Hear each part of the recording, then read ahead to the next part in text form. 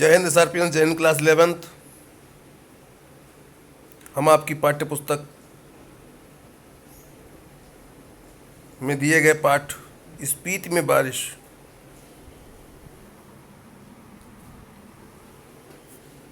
पाठ को पढ़ रहे हैं,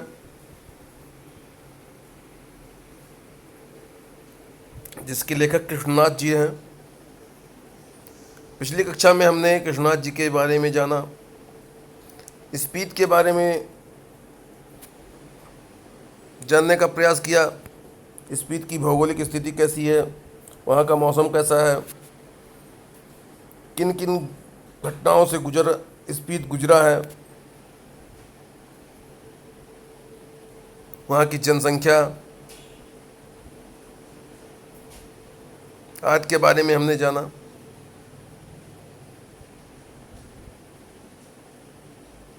अब आज हम आगे पढ़ने का प्रयास करेंगे। अचरज यह नहीं कि इतने कम लोग क्यों हैं, अचरज यह है कि इतने लोग भी कैसे बसे हुए हैं। मैंने जब भी स्पीति की विपत्ति बताई है तो लोगों ने यही पूछा कि आखिर तब लोग वहाँ रहते क्यों हैं। 8-9 महीने शेष दुनिया से कटे हुए हैं, ठंड में ठिठुर रहे हैं, सिर्फ एक फसल उगाते हैं, लकड़ी भी नहीं है कि घर गर्म रख सकें, वृत्ति नहीं है, फिर क्यों रहते हैं? क्या अपने धर्म की रक्षा के लिए रहते हैं, अपनी जन्मभूमि के ममत्व के कारण रहते हैं, या इस मजबूरी में रहते हैं कि कहीं और जा नहीं सकते, कहाँ जाएं, या फिर और बातों के साथ साथ यह सब कारण है? मैं नहीं जानता। मैं तो इतना ही देखता हूँ कि यहाँ रह रहे हैं, इसलिए रह रहे हैं और कोई तर्क नहीं है।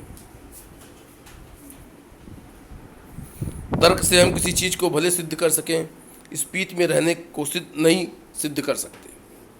लेकिन तर्क का इतना मोह क्यों? ज़्यादा करके संसार और निर्माण अतर्क है।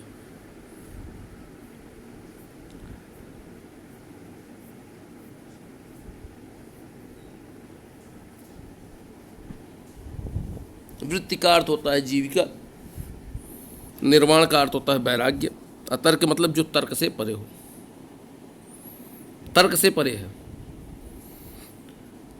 स्पीति नदी के साथ साथ मेरा थोड़ा परिचय स्पीति के पहाड़ों का भी है।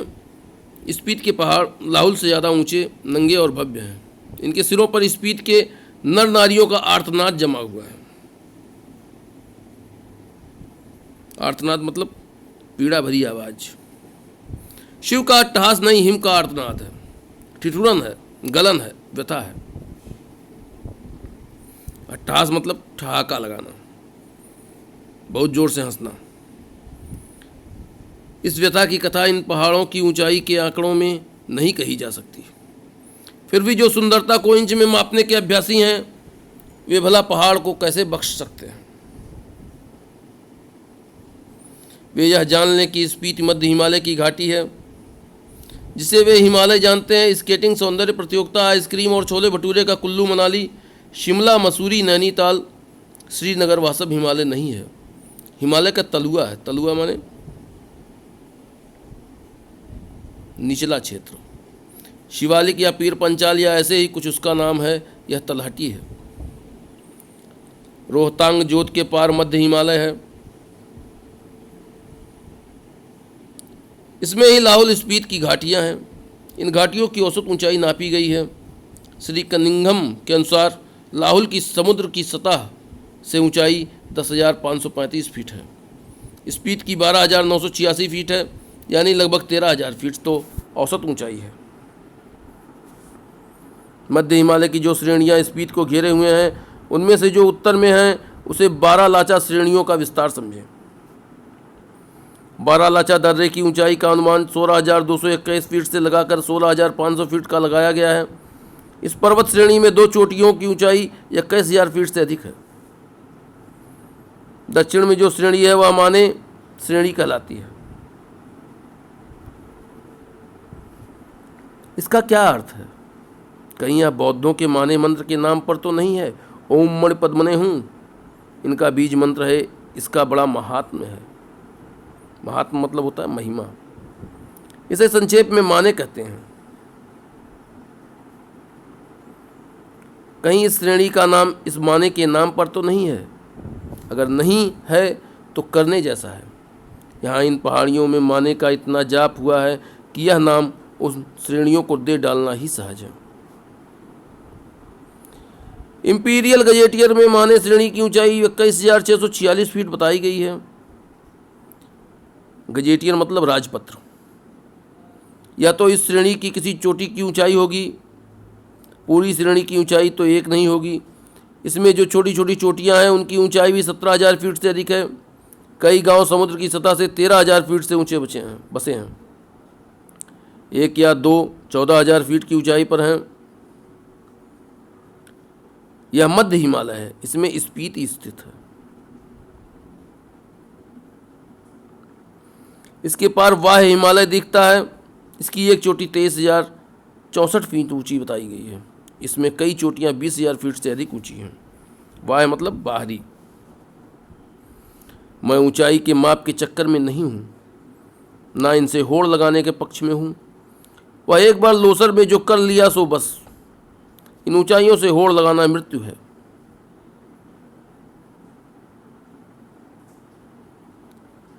हाँ, कभी कभी उनका मान मर्दन करना मर्द और औरत की शान है।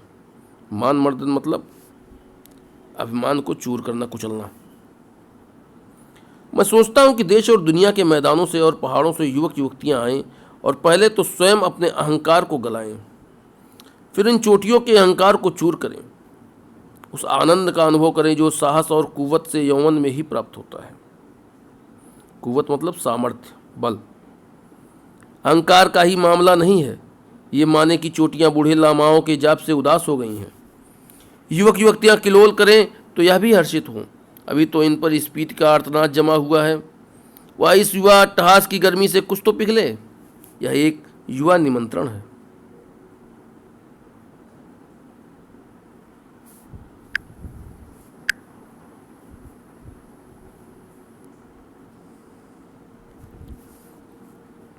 लाहुल की तरह ही स्पीति में भी 2 ऋतुएं होती हैं।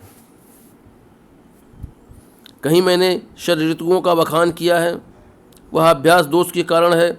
यहाँ जून से सितंबर तक की एक अल्पकालिक वसंत ऋतु है। शेष वर्ष शीत ऋतु होती है। वसंत में जुलाई में औसत तापमान 15 डिग्री सेंटीग्रेड और शीत में जनवरी में औसत तापमान 8 डिग्री रिकॉर्ड किया गया है। औसत से कुछ ज़्यादा कुछ अंदाज़ा नहीं लगता। बसंत में दिन गर्म होता है, रात ठंडी होती है।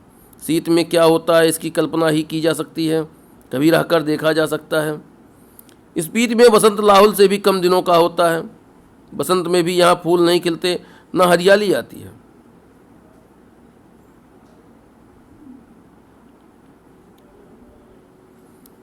न वह गंध होती है। दिसंबर से घाटी में फिर बर्फ़ पड़ने लगती है। अप्रैल मई तक रहती है। यहाँ ठंडक भी लाहुल से ज़्यादा पड़ती है। नदी नाले सब जम जाते हैं और हवाएं तेज चलती हैं। मुंह हाथ और जो खुले अंग हैं उनमें जैसे शूल की तरह चुभती है। स्पीति में लाहुल से भी कम वर्षा होती है। मध्य हिमालय मानसून की पहुंच के परे है। यहाँ बरखा बहार नहीं है। कालिदास को अपने ऋतु संहार में यहाँ वर्षा का तो संहार ही करना पड़ेगा। संहार मतलब अंत। बरखा बहार मतलब होता है वर्षा की बहार। कालिदास में वर्षा का क्या ठाठ है। यह वर्षा वर्णन इस प्रकार शुरू होता है। प्रिय, जल की फुहारों से भरे बादलों के मतवाले हाथी पर चढ़ा हुआ, चमकती हुई बिजलियों की झंडियों को फहराता हुआ और बादलों की गरज के नगाड़े बजाता हुआ यह कामी जनों का प्रिय पावस राजाओं का सा ठाट बाट बनाकर आ पहुंचा। मतवाला माने मस्त। नगाड़े बजाना मतलब बाजे बजाना। कामी जन मतलब विलास करने वाले लोग। पावस माने वर्षा ऋतु का महीना।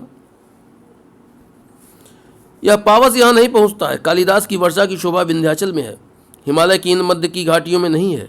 मैं नहीं जानता कि इसका लालित्य लाहौल स्पीति के नर नारी समझ भी पाएंगे या नहीं।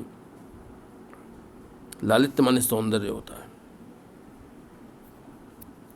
वर्षा उनके संवेदन का अंग नहीं है। वह यह जानते नहीं है कि बरसात में नदियां बहती हैं, बादल बरसते मस्त हाथी चिघाड़ते हैं, जंगल हरे भरे हो जाते हैं। अपने प्यारों से बिछड़ी हुई स्त्रियां रोती कलपती हैं, मोर नाचते हैं और बंदर चुप मारकर गुफाओं में जा छिपते हैं।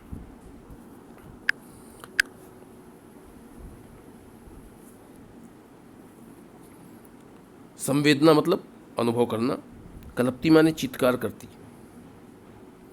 अगर कालिदास यहाँ आकर कहें कि अपने बहुत से सुंदर गुणों से सुहानी लगने वाली, स्त्रियों का जी खिलाने वाली, पेड़ों की टहनियों और बेलों की सच्ची सखी तथा सभी जीवों का प्राण बनी हुई वर्षा ऋतु आपके मन की सब साधनें पूरी करे, तो शायद स्पीत के नर नारी यही पूछेंगे कि यह देवता कौन है, कहाँ रहता है, यहाँ क्यों नहीं आता।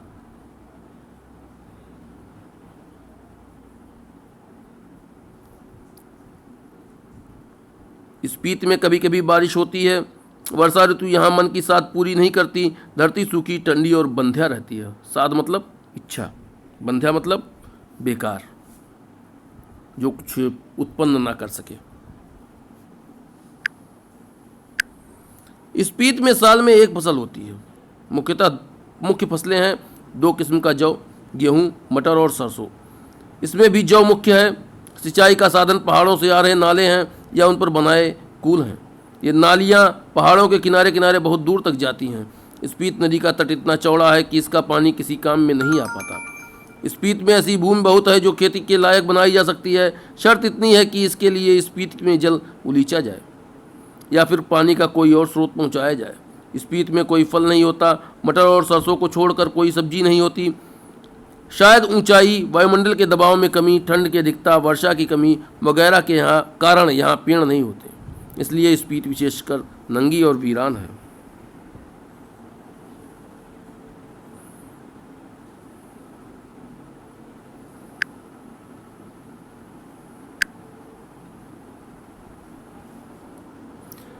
वर्षा यहाँ एक घटना है, एक सुखद संयोग है। हम काजा के डाक बंगले में सो रहे थे तो लगा कि कोई खिड़की खड़का रहा है। आधी रात का भी पिछला पहर है।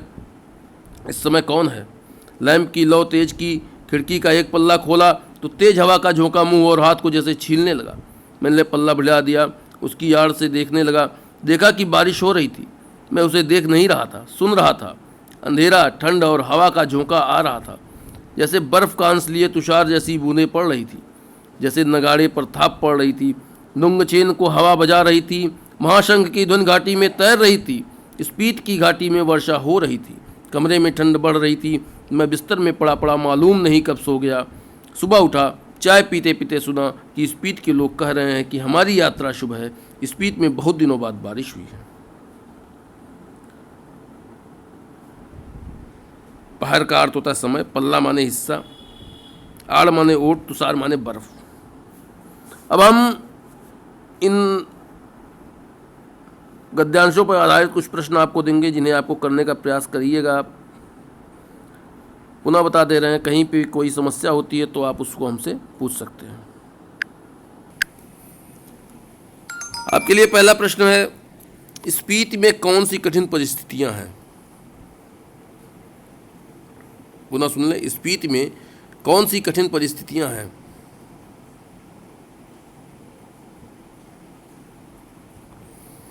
प्रश्न संख्या 2, संसार और निर्वाण अतर्क क्यों है?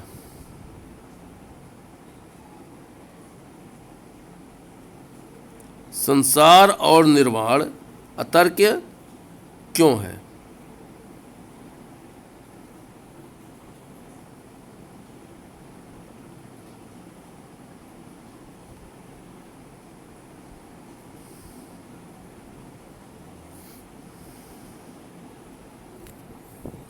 प्रश्न संख्या 3, जिन श्रेणियों ने हिमालय को घेर रखा है वे कौन सी हैं और उनकी माप क्या है?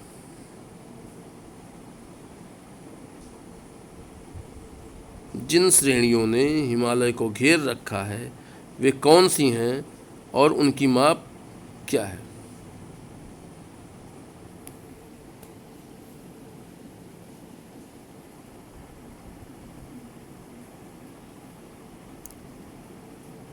जिन श्रेणियों ने स्पीत को घेर रखा है। हिमालय की जिन श्रेणियों ने स्पीत को घेर रखा है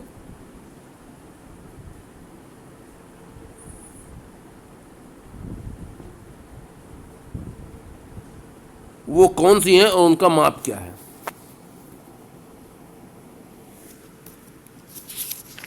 प्रश्न संख्या 4, दक्षिण की श्रेणी के नामकरण का आधार क्या है।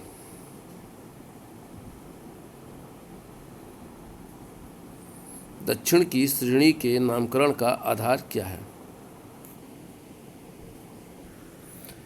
प्रश्न संख्या 5, लेखक के अनुसार माने की चोटियां उदास क्यों हैं।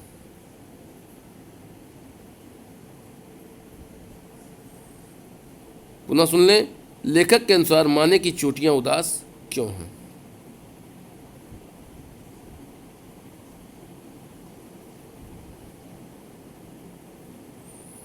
आप सभी इन प्रश्नों को करने का प्रयास कीजिएगा। सायंकाल हम पुनः उपस्थित होंगे आपको जो भी समय दिया गया है उस समय में। अगर आपको कहीं कोई समस्या आती है तो उन समस्या के समाधान आप हमसे करवाने का प्रयास कर सकते हैं और हम जो भी संभव होगा उतना समाधान करने का प्रयास करेंगे। Thank you class. जय हिंद सार्पियंस।